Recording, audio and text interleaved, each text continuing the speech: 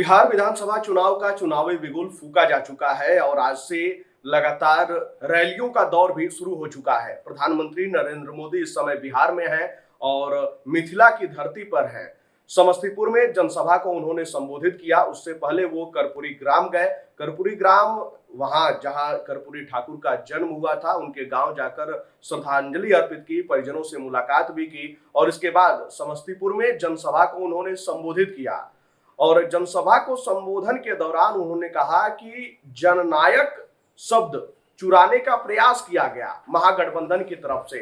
जननायक आप लोगों को पता ही है कि कर्पूरी ठाकुर जी के लिए इस्तेमाल किया जाता है, उनको जननायक कहा जाता है। उन्होंने साफ सीधे शब्दों में कहा कि कर्पूरी ठाकुर जी को गरीबों, शोषित, वंचितों को स्थान दिलाने के लिए जाना जाता है, लेकिन जननायक ये शब्द चुराने का भी महागठबंधन की तरफ से प्रयास किया गया। तो देखिए, प्रधानमंत्री नरेंद्र मोदी ने यूं ही नहीं निशाना साधा है। जिस तरीके से बीते दिनों में जननायक शब्द का इस्तेमाल अलग अलग मंचों से अलग अलग नेताओं के लिए किया गया, ठीक उसी को लेकर यहाँ पर लपेटते हुए प्रधानमंत्री नजर आए।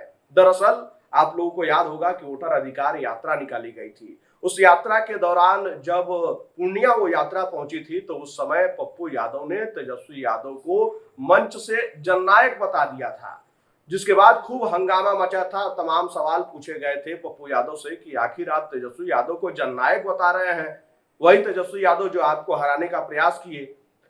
ठीक उसके कुछ समय बाद ही राहुल गांधी के लिए पप्पू यादव ने जननायक शब्द का इस्तेमाल किया। उन्होंने एक पोस्ट डाला था जिसमें पटना एयरपोर्ट पर राहुल गांधी का स्वागत करते हुए वो नजर आ रहे थे, वहां इंतजार कर रहे थे। उस पोस्ट के माध्यम से उन्होंने राहुल गांधी को जननायक बताया था, जिसके बाद जो है हंगामा शुरू हो गया था। ठीक इसी को लेकर यहाँ पर प्रधानमंत्री निशाना साधते हुए नजर आए।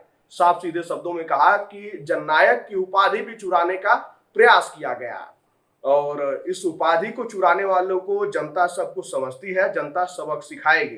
तो देखिए, चुनाव के समय कहीं ना कहीं जनता के भीतर ये संदेश देने का प्रयास किया गया कि जननायक की जो उपाधि थी वो किस तरीके से महागठबंधन चोरी करना चाहती है और किस तरीके से मिथिला वासियों का ये अपमान है। इस रूप में जनता के भीतर ये संदेश देने का प्रयास किया गया। अब देखने वाली बात होगी कि जनता के भीतर ये संदेश पहुंच भी पाता है कि नहीं।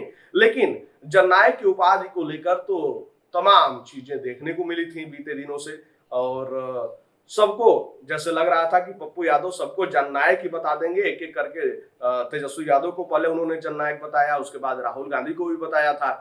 तो वहीं से ये हंगामे की शुरुआत हुई थी। अब देखना होगा कि इसके बाद विपक्ष के नेता इसको लेकर किस तरीके से वार करते हुए नजर आते हैं।